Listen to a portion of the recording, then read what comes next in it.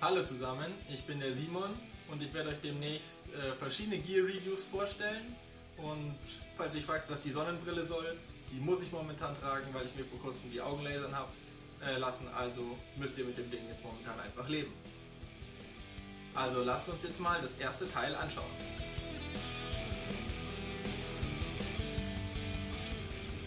Ich war letztens auf der Suche nach einem neuen ballistischen Helm und habe mich da einfach mal im Internet informiert, und dabei bin ich auf die Firma Militech gestoßen. Das ist ein chinesischer Hersteller und wie man sieht, die verkaufen auch Helme. In dem Fall ist es eine Nachahmung oder ein Nachbau des Crye Airframe Helms, und ich habe bei den Jungs mal angefragt, ob sie mir einen zur Verfügung stellen würden als Testmuster. Und ja, wie ihr seht, haben sie mir einen geschickt und den werden wir uns jetzt dann mal anschauen und im Detail ein bisschen genauer drauf eingehen. Außerdem haben sie mir netterweise noch eine SK4 Platte mitgeschickt. Da können wir uns jetzt nicht so viel anschauen, wir werden nachher trotzdem einen kurzen Blick drauf werfen, aber die wird für das zweite Video interessant, weil wir auch noch einen Beschusstest machen werden von dem Helm und von der Platte, und dann werden wir mal schauen, was die Dinger so können. So, dann schauen wir uns das gute Stück doch nochmal an. Zunächst vielleicht nochmal kurz zum Lieferumfang. Da haben wir hier einerseits noch so ein Päckchen mit Velcro-Stickern, die eben auf den Helm geklebt werden können, um dann Patches dran zu befestigen oder Actioncams oder was auch immer. Ist auf jeden Fall eine nette Dreingabe, dass die schon dabei sind, weil man die auch oftmals noch separat kaufen muss. Außerdem war da so ein Helmsack dabei, ja, zur Aufbewahrung ganz praktisch. Wenn mehr Gear am Helm klebt, wird es vielleicht schon ein bisschen knapp, aber so für den Helm, für den blanken Helm erstmal nicht schlecht. Genau, das packen wir jetzt erstmal zur Seite. Fangen wir mal mit der Shell im Allgemeinen an. Da ist hier auf meinem Exemplar ein Multicam-Druck drauf. Ob es jetzt tatsächlich Multicam entspricht, kann ich nicht so genau beurteilen. Es steht auf jeden Fall hier Multicam drauf. Ja, und der Wassertransferdruck, ich denke, es ist Wassertransferdruck. Hier sieht man, dass die Shell innen die Farbe nicht hat. Ist soweit, ja, ganz ordentlich gemacht. Also ich sehe jetzt hier keine schlechten Stellen, wo der Transferdruck schlecht gemacht wäre. Also da haben die schon einen ganz guten Job gemacht. Am Helm haben wir außerdem hier die Night Vision Shroud. Ist in dem Fall aus Plastik und aus Metall ausgeführt. Hier dieses mittlere Stück ist aus Plastik. Man sieht auch, es spiegelt so ein bisschen im Gegensatz zu der restlichen Konstruktion. Das ganze Ding ist soweit ordentlich ausgearbeitet. Es gibt keine großartigen Gussnähte. Hier oben ein bisschen was. Aber macht einen ganz soliden Eindruck. Wenn man jetzt ein 5000 € Nachtsichtgerät hat, würde ich vielleicht mir doch neue Originale besorgen. Aber für einen Dummy oder einfach nur zum cool aussehen reicht es auf jeden Fall. Von den Rails, die hier seitlich dran sind, geht auch noch Bungee-Cord nach vorne, dass man an einem möglichen Nachtsichtgerät einhaken kann, um das Ganze zu sichern. Ist auch ein ganz nettes Detail, dass die da schon dran sind. Seitlich haben wir sogenannte Arc Rails zur Befestigung von zusätzlichem Equipment wie Lampen, oder auch man kann seinen Gehörschutz hier einspannen, damit man da nicht das Kopfband innen am Helm hat. Genau. Die Helmrails sind nicht so schön verarbeitet. Ich weiß nicht, ob man das so sehen kann. Aber da sind jetzt schon einige Gussnähte sichtbar. Das könnte man etwas schöner machen.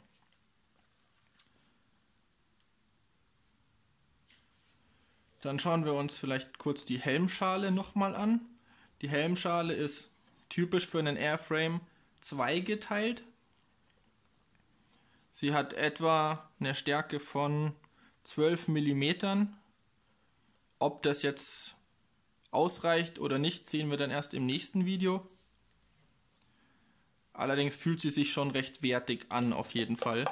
Also ich habe auch einen MSA MiG 2000 hier, also amerikanisches Modell und Fabrikat. Da fühlt sich die Shell ziemlich ähnlich an. Hier hinten der viel diskutierte Spalt vom Airframe-Helm. Da haben wir, ich glaube es nachgemessen, ich glaube es waren 15 mm Abstand. Also ja, es ist ein Spalt da, aber er ist wirklich klein und es gibt auch keine direkte Sichtverbindung zum Kopf. Also die überlappende Fläche ist schon relativ groß. Man sieht es ein wenig schlecht, aber hier innen drin befinden sich 2 Abstandshalter. Hier seitlich für die Schrauben sind dann auch nochmal Abstandshalter drin, damit sich hier auch nichts verschiebt und die Distanz immer gleich bleibt.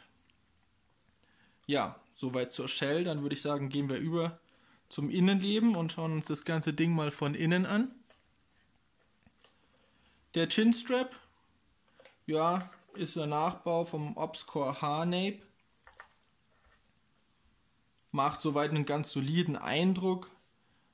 Ich habe bei meinem MSA ein Original dran. Das ist noch ein bisschen besser verarbeitet. Das Leder hier hinten ist noch ein bisschen hochwertiger. Das hier ist so ein bisschen weich. Aber ich habe es aufgesetzt und das funktioniert gut. Also das hält den Helm ordentlich am Kopf. Ist stabil, es bewegt sich nichts. Also das kann man durchaus schon so benutzen. Was vielleicht ein bisschen störend ist, man sieht es jetzt hier im Licht nicht so gut, aber unter Tageslicht sieht man es ein bisschen.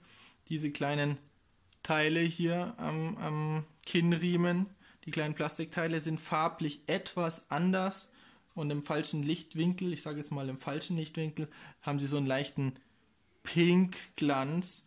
Das ist vielleicht nicht so schön, also es ist auch eventuell ein Grund, um den Kinnriemen auszutauschen. So, dann schauen wir uns das Innenleben an. Hier habe ich die Pads, die dabei sind. Es sind insgesamt 2 große Pads und 8 kleine Pads dabei. Ich habe jetzt hier aktuell nur 7 drin, aber es sind 8 im Lieferumfang. Und mit den 8 Pads kann man sämtliche Größenkonfigurationen machen, wie sie im Crye Manual für den Airframe drinstehen, also Small, Medium und Large. Ich habe jetzt hier die Medium-Konfiguration. Ich habe jetzt mal alle Pads rausgemacht. Die Pads sind, ich sage jetzt mal, Standard, Nachbau, Replika, Helmpads, wie sie bei den meisten chinesischen Helmen dabei sind. Ganz ordentlich, aber jetzt auch nichts super Geniales. Und die packen wir jetzt einfach mal alle zur Seite. Jetzt schauen wir uns kurz das Innenleben nochmal etwas genauer an. Wie man sieht, die Pads werden standardmäßig mit so Velcro-Aufklebern festgemacht. Da hat mich ein bisschen gestört, dass die etwas klein ausfallen und dass sie an manchen Stellen einfach nicht konsequent benutzt werden. Hier drüben sieht man, dass an der Nähe der Schraube zum Beispiel ist so ein Klettpatch. Hier drüben auf der anderen Seite ist keiner und eigentlich sollte hier ein Pad kleben. Das hält leider einfach nicht richtig, wenn da nur hier drüben ein Patch ist. Aber da kann man auch problemlos selber nacharbeiten. Aber ja, wäre schön natürlich, wenn das gleich richtig konfiguriert wird. Hier innen drin kann man schön die Kevlar-Struktur sehen von dem Kevlar-Gewebe, mit dem der Helm aufgebaut ist. Dass man das so sehen kann, ist, glaube ich, nur bei dieser Multicam-Helm-Version der Fall, weil es auch in den Online-Shop-Fotos so ist, dass nur bei dem Multicam-Helm innen diese Kevlar-Struktur zu sehen ist. Bei den anderen Helmen, die einfarbig sind, die sind auch innen angemalt, aber wahrscheinlich ist nur das Multicam im Wassertransferdruck gemacht und die anderen sind einfach nur gesprüht und da haben sie die Innenseite nicht gemacht. Dafür sieht man jetzt hier die Kevlar-Struktur. Noch vielleicht kurz zur Größe und anderen technischen Facts des Helms. Online ist angegeben, dass er eine Kopfgröße von 53 bis, ich glaube, 59 cm unterstützt. Ich selber bin bei 59 cm, manchmal 60, je nachdem, wie die Größen ausfallen dann tatsächlich. Mir passt der Helm gut. Ja, ich habe ihn aufprobiert, habe die Pads ein bisschen rumkonfiguriert und mir passt der Helm gut. Also mit 60 oder auch wenn ihr an der Grenze seid mit 59 ist es kein Problem. Ihr könnt den Helm gut tragen. Gewichtsmäßig, ich habe das Ding gewogen, liegen wir bei 1,4 Kilo. Damit sind wir definitiv nicht so leicht wie der Original Airframe Helm. Der liegt nur bei 1200 Gramm, wenn ich das gerade richtig im Kopf habe. Also schon ein Stückchen schwerer, aber er ist immerhin leichter als mein MSA 2000. Der wiegt 1,6.